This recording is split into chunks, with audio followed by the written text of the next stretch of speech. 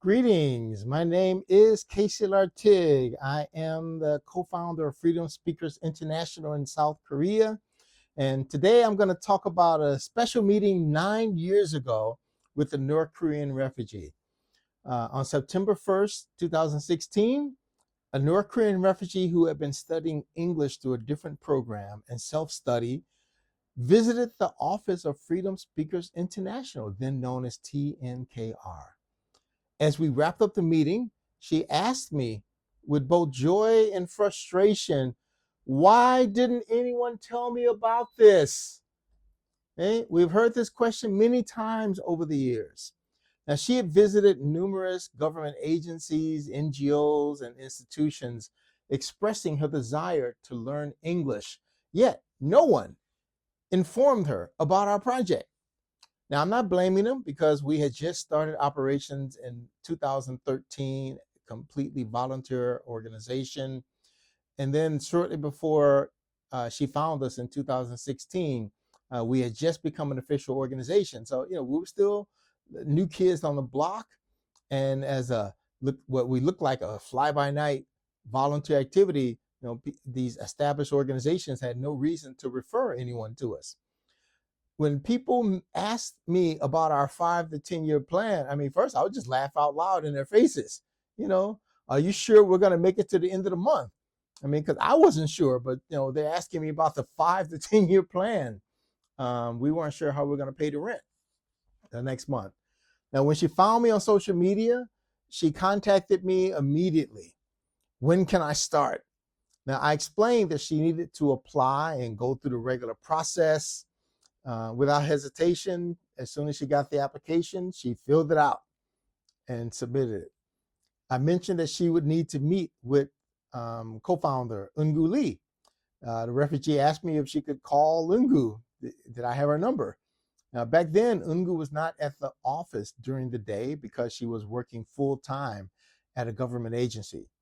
The refugee was eager to get involved and started messaging me like a stalker.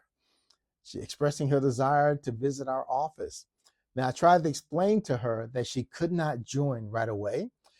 She insisted on meeting, and we did. So that was the meeting. We met, and she showed me her self-study notes to show that she was really serious about studying. A short time later, she joined us as a student and often expressed her thanks for the opportunity. Now I'm going to be open and transparent about it. We had some trouble because she was eager to study, but the volunteer tutors wanted to socialize. It happens sometimes that volunteers want to chit chat, have lunch or dinner, take refugees to their church, go hiking, just hang out, be buddies, and other activities unrelated to our mission. Now, it can be a fun thing for volunteers, but this refugee was serious about studying. She had missed out on opportunities because of English, and learning to go hiking would not help with that. She wanted to learn, but not the social things that the volunteers wanted to teach her. Eventually, we found some new volunteer tutors. They were diligent, focused on improving her English. Now, I can't say we were the main reason she learned because she was determined, and determined people are going to find a way. But she did learn how to study in a more organized way than what she had been doing. Now, that's part one of this post. Part two is I want to give a little background of what's happening with us now. Our organization was at risk of collapsing after COVID-19 began destroying the world.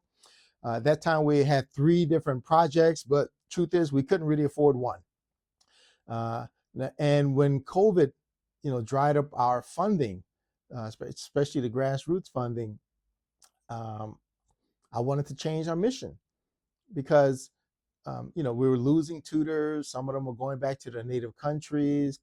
Institutes shut down, so people lost their jobs. Even those institutes and schools or whatever that stayed open didn't really want their teachers to be out meeting people. So we were actually struggling even with getting us enough volunteers to help. And so I wanted to change our mission. Now, at that time, only one North Korean refugee And one South Korean donor around us agreed when I said, let's focus more on public speaking. I teach public speaking at the Seoul University of Foreign Studies. I can do mentoring in public speaking without anybody's help, worst case scenario, but I cannot handle tutoring. So we decided to downsize and just meet our capability. Okay. Now, recently, Freedom Speakers International has been gaining some attention. We've been having speeches around the world. But because of that, we now have North Korean refugees coming to us asking if we can teach them English. Now, they never really shut off, and we had some small scale projects, but now we want to announce publicly that we're going to try this. We've been doing it anyway. We didn't shut it down completely, but we couldn't handle the demand. Ungu and I recently made a presentation to some of our supporters saying that we would like to bring back this tutoring project. And the donor said that he would be very interested in us bringing back this project. Now, there's still some conversation about keeping it tuition free for North Korean refugees. Ungu, co-founder of Freedom Speakers International, she talks with the refugees all the time. She knows some of them cannot really afford to pay. Now, I still think for those who can pay, they should. Those who cannot, we can go online and try to raise money to get scholarships for them. But anyway, Ungu really is leading the charge to keep it tuition free. Now, the donor says that he doesn't just talk the talk, he walks the walk. He has offered to give 5 million Korean won, about $3,750. We decided to round it up to 4,000 per month to help us restart this project. But he would like us to receive financial support by matching it online. Do we really have support for this? Okay, so we need to prove that we really do get support, that we really do have support for bringing back this project. We want to have a paid staffer eventually. Now, I'm not confident we can get enough grassroots support, but my birthday's coming up, and we decided to have that as the target. The good news is that we've already raised about 25% of the money, and I'll show the links in a couple of minutes. If you ever thought about becoming a monthly donor to FSI, or renewing or upgrading your support, now is the time. Even if you cannot donate much, it is good to show we have support. Share the fundraiser with others. Now, for those who want to volunteer, please, we're only looking for serious people. If you are interested in socializing, do not apply. We're looking for volunteers who would like to tutor North Korean refugees. We're going to start with tutoring in our office. We want to have some quality control. We want to get to know the people, learn lessons from this project, and see if we really can expand it. Then after we have some volunteers at our office helping out, we would then open it up to volunteer tutors who are online.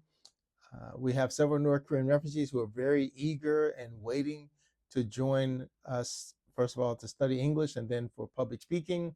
Now, we don't have a staffer to manage this, so I'm sure our supporters will understand that we're taking baby steps with this project.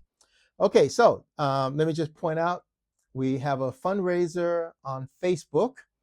Okay, the screen will open up. Okay, we have a fundraiser. It's also the UN Day of International Charity. If you need another reason to support, we raised $281 through Facebook. Now, overall, including the money that we raised on Facebook, we raised about, $1,000. So that's very good progress. So we are on our way to the goal. I just set up the GoFundMe, so nothing has been raised there, but you can change that. Okay, so we are getting ready to have tutoring. I hope no one will run 80 miles per hour and think this means we're going to be like we were in the past. No, baby steps. Okay. All right. So you can find this information on my Patreon, Lartigue, Workable Words on Patreon. You can find it on Facebook. I have the fundraiser on Instagram, the crowdfunding site, GoFundMe. No matter how many platforms I set it up on, always somebody wants another platform. Okay, but anyway, we have several that is already set up on. Hopefully you can donate to one of those. If you go to our main website, lovefsi.org, there you can find our various donation options, lovefsi.org /donate. Hold on, here we go. /donate. And you can see various options. And the best option is the one at the top of the screen. That's the one that goes directly to our bank account in the USA. Then we don't have any extra fees associated with it, but there are other options. So, okay. So if you would like to help us with bringing back our tutoring project, first of all, small scale, make sure it's really that we can really operate it in addition to what we're doing now. And then you can help us grow that project. Various donation options are there. So yeah, anyway, so 9 years ago, it was a fantastic meeting with the North Korean refugee, but we've had so many of these kinds of meetings. And we have numerous North Korean refugees ready to join up with us now. So anyways, it was nice when I got this notification on Facebook. It reminded me of this one of many special meetings. Okay, that's it.